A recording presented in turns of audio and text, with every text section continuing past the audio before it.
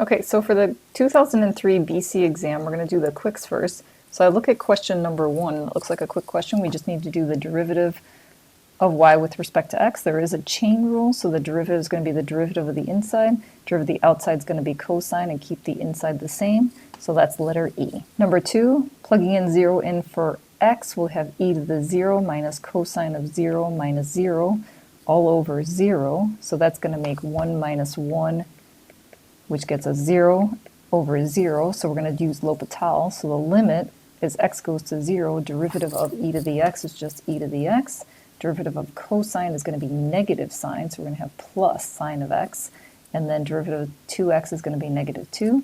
Derivative of the denominator is going to be 2x minus 2. Replacing in the value of 0, we're going to get 1 plus 0 minus 2 over negative 2. So we get negative 1 over negative 2, which then makes 1/2.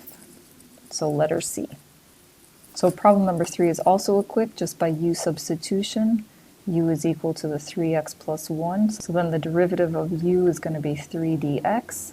So then we're going to have a 1/3 integral u to the 5th du. Anti-deriving, we'll get 1/3 times 1/6 u to the 6 plus c. So I'm looking for a 1 over 18, and that's letter A.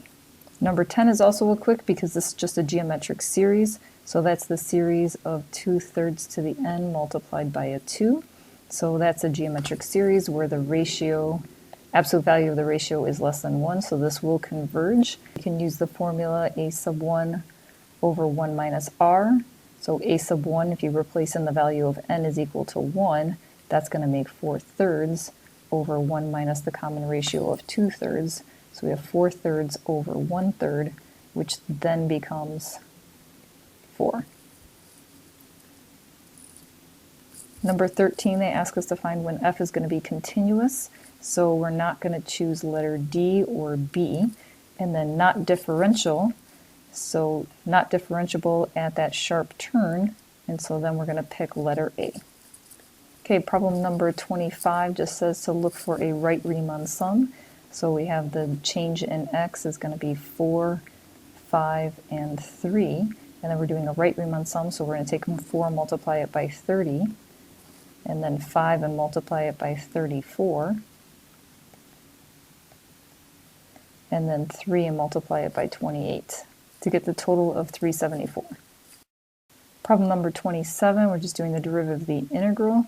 So that's that fundamental theorem of calculus, so x cubed is going to drop in, so we're looking for the natural log of x cubed squared plus 1, and then the derivative of that x cubed, which is 3x squared, and so that matches letter E.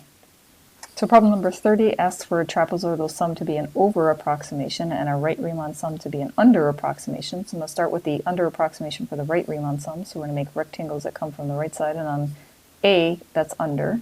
On B, it's not under. On C, the right rectangle is under. On D, the right rectangle is not under. And then on E, the right rectangle, again, is not under. So we're down to A or C. So now for the trapezoidal sum being an over approximation, I'm going to draw a trapezoid and see if that comes over or under. So one trapezoid does come over on A, so I like A just to double check on C. The trapezoid does come under on C, so we'll not choose C.